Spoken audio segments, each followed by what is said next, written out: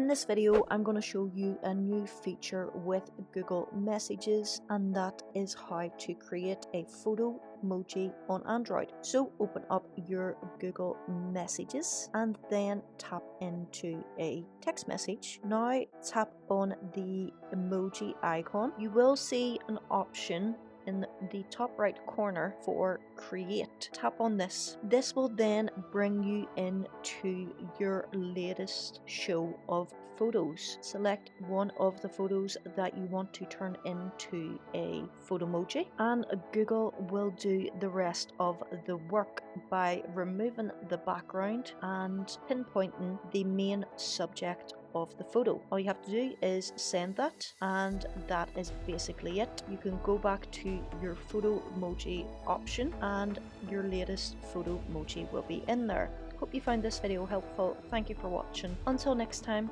peace.